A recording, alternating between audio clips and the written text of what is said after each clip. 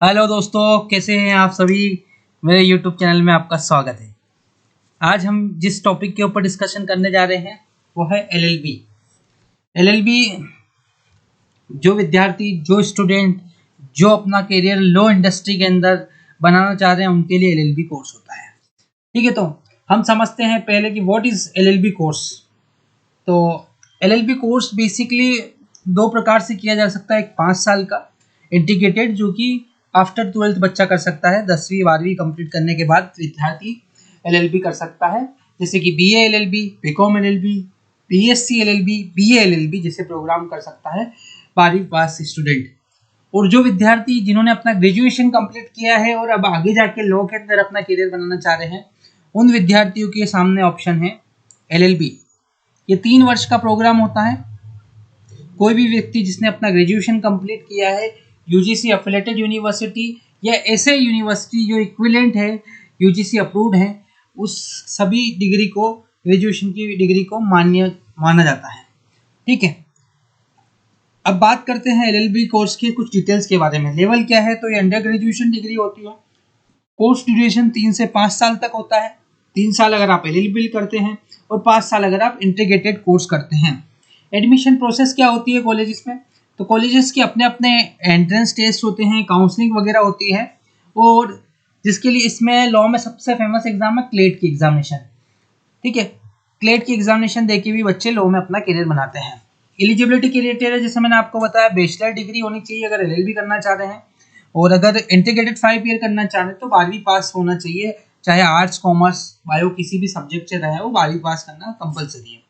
Entrance examination क्या लगती है, तो एंट्रेंस एग्जामिनेशन जैसे मैंने बताया था आपको, क्लेट सबसे बड़ी एग्जामिनेशन है। ठीक है, क्लेट यूजी के लिए भी होती है, क्लेट पीजी के लिए भी होती है। स्पेशलाइजेशन क्या मिलता है, तो constitution law, labour law, family, IPR, taxation, criminal, environmental law, human rights, insurance law जैसे अलग अलग स्पेशलाइजेशन प्रोग्राम्स एलएलबी कोर्स के अंदर अवेलेबल होते हैं।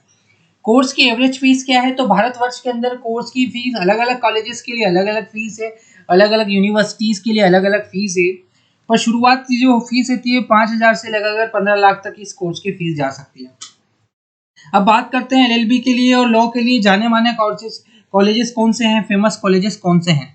तो यूनिवर्सिटी ऑफ दिल्ली फेमस है लॉ के लिए। गवर्नमेंट लॉ कॉलेज मुंबई, इसके अलावा Guru Nanak Dev University Amritsar, IIT Kharagpur, ILS Pune, Indian Law Society Law College Pune. ये कॉलेजेस काफ़ी फेमस कॉलेज हैं जो बच्चे अपना लॉ के अंदर करियर बनाना चाह रहे हैं। अब जॉब प्रोफाइल क्या बनती है आफ्टर एलएलबी और बीएलएलबी कंप्लीट करने के बाद या बीकॉम एलएलबी 5 साल का प्रोग्राम करने के बाद बच्चों के सामने क्या ऑप्शन आता है, तो बच्चों के सामने आता है ऑप्शन, वो कॉर्पोरेट लॉयर बन सकते हैं, लीगल एडवाइजर बन सकते हैं, फैमिली लॉयर बन सकते हैं, सिविल लॉयर बन सकते हैं, क्रिमिनल लॉयर बन सकते हैं।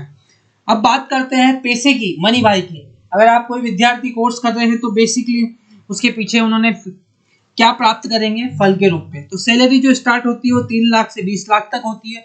वैसे तो 20 लाख से ज़्यादा भी होती है, पर ये एक एवरेज आंकड़ा बताया गया है भारत के एडवोकेट्स के हिसाब से। ठीक है, टॉप रिक्रूटर्स कौन सी कंपनीज है जो हायरिंग करती है और जिनके नाम है।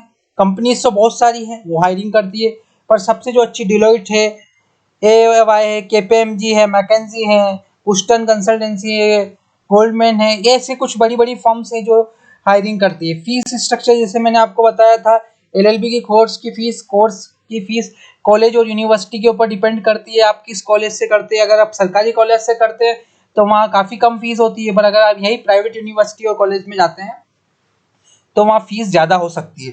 फीस का रेंज 5,000 से लगाकर 15 लाख तक जाता है। आप कौन से कॉलेज में एडमिशन लेते हैं ये वहाँ के कॉलेज की फीस के हिसाब से डिसाइड करता है। वाई चूज एलएलबी, तो बेसिकली एलएलबी क्यों चूज करें। एलएलबी वो व्यक्ति चूज करे जिनके आगे लॉ फील्ड में जाना है, स्टडीज करना चाह रहे हैं, बिजनेस एंड अकाउंटिंग के साथ लॉ पढ़ना चाह रहे हैं, या लॉ के अंदर अपना करियर बनाना चाह रहे हैं, वो विद्यार्थी एलएलबी करते हैं और एलएलबी का चूज करते हैं। एलिजिबिलिटी क्राइटेरिया मतलब कौन विद्यार्थी योग्य है एलएलबी करने के लिए, क्या आवश्यकता है। तो देखिए, अगर आप इंटीग्रेटेड 5 ईयर प्रोग्राम करना चाह रहे हैं तो उसमें एज का क्राइटेरिया चल रखता है कि एक पर्टिकुलर एज से ज़्यादा की व्यक्ति एलएलबी इंटीग्रेटेड लॉ नहीं कर सकते हैं। एलएलबी में ऐसा कोई रूल नहीं है एज ऑफ नाउ। बात करते हैं कि ग्रेजुएशन किसी भी डिसिप्लिन में अगर आपका होना चाहिए, अगर आप LLB प्रोग्राम करना चाह रहे हैं तो BA, BCom, BSc, BBA, BEC complete होना चाहिए या 10वीं प्लस 12वीं है कंप्लीट होना चाहिए अगर आप इंटीग्रेटेड 5 ईयर करना चाह रहे हैं। परसेंटेज का ऐसा है कि मिनिमम 50% आपका LLB प्रोग्राम में होना चाहिए, सॉरी ग्रेजुएशन में प्रोग्राम में होना चाहिए अगर आप जनरल कैटेगरी से हैं। वैसे कुछ कॉलेज 45 पे भी कंसीडर करते हैं, बाकी 50% एक मार्क्स बना हुआ है कि मिनिमम 50% होना चाहिए। ऐसी बात नहीं है कि 45% वालों को एडमिशन नहीं मिलता है, बिल्कुल मिलता है। इसके अलावा भी परसेंटेज का क्राइटेरिया चलता है 41, 43, 45। बार काउंसिल ऑफ इंडिया ने इसकी एक लिस्ट जारी कर रखी है जिसमें इन्होंने 41 फॉर एक पर्टिकुलर कैटेगरी के लिए, 43 फॉर एक पर्टिकुलर कैटेगरी के लिए, 45 for general category minimum criteria रख रखा है। अब जैसा कि आपको बताया ही था शुरुआत में भी मैंने कि टॉप लॉ कॉलेजेस कौन से हैं। इसके अलावा भी बहुत सारे कॉलेजेस हैं जो प्राइवेट सेक्टर से आते हैं, उसमें सबसे अच्छा नाम आपने सुना होगा UPES देहरादून। ये एक यूनिवर्सिटी है, private university, UGC act 1956 two है और bar council of India BCI approved university है। काफ़ी अच्छी यूनिवर्सिटी देहरादून के अंदर, वहाँ से भी आप अपना ये प्रोग्राम कर सकते हैं। LPU लवली प्रोफेशन यूनिवर्सिटी, ये जलंधर के अंदर है, पंजाब के अंदर है, काफ़ी अच्छी यूनिवर्सिटी है, यहाँ से भी आप अपनी पढ़ाई को आगे कर सकते हैं। SRM यूनिवर्सिटी चेन्नई, साउथ के स्टूडेंट, साउथ के आसपास के लोग SRM यूनिवर्सिटी में जाके अपना LLB, PLLB या 5 साल का इंटीग्रेटेड लॉ प्रोग्राम कर सकते हैं। GD गोरखा यूनिवर्सिटी गुड़गांव, जो गुड़गांव दिल्ली के विद्यार्थी हैं उनके पास ये यूनिवर्सिटी पड़ती है, जो नॉर्थ एरिया से आते हैं वो यूनिवर्सिटी में जाके एडमिशन्स ले सकते हैं, ये भी काफ़ी अच्छी यूनिवर्सिटी है। चंडीगढ़ यूनिवर्सिटी, चंडीगढ़ यूनिवर्सिटी, जो विद्यार्थी चंडीगढ़ से आसपास से हैं उस यूनिवर्सिटी में एडमिशन ले सकते हैं, काफ़ी अच्छी यूनिवर्सिटी है और day by day university grow कर रही है। BM मुलजाल यूनिवर्सिटी गुड़गांव, गुड़गांव के भी विद्यार्थी हो के आप सामने BML मुलजाल यूनिवर्सिटी का अच्छा ऑप्शन है। मणिपुर यूनिवर्सिटी, मणिपुर यूनिवर्सिटी काफ़ी पुरानी यूनिवर्सिटी है और ये सबसे पहली प्राइवेट यूनिवर्सिटी भी भारत के अंदर जानी जाती है, तो यहाँ से भी आप अपना कर सकते हैं। GNA यूनिवर्सिटी, यहाँ से भी आप अपना LLB का प्रोग्राम कर सकते हैं। MSRT बेंगलोर से कर सकते हैं और इसके अलावा काफ़ी सारे कॉलेजेस हैं। स्किल क्या रिक्वायर्ड होती हैं, तो आपके पास information research, self confident, judgment skills, decision making सारी स्किल्स होनी चाहिए। एप्लीकेशन प्रोसेस सभी कॉलेज की अलग अलग होती है और भारत में कुछ अच्छी जानी मानी एग्जामिनेशंस होती है जैसे PULLB, DULLB, MHCET लॉ जैसे प्रोग्राम्स होते हैं। क्लेट तो सबसे फेमस एग्जामिनेशन है, ये स्लेट है, KLEE है, AILET एग्जामिनेशन है, DU के लिए DU के एग्जामिनेशन है, ठीक है।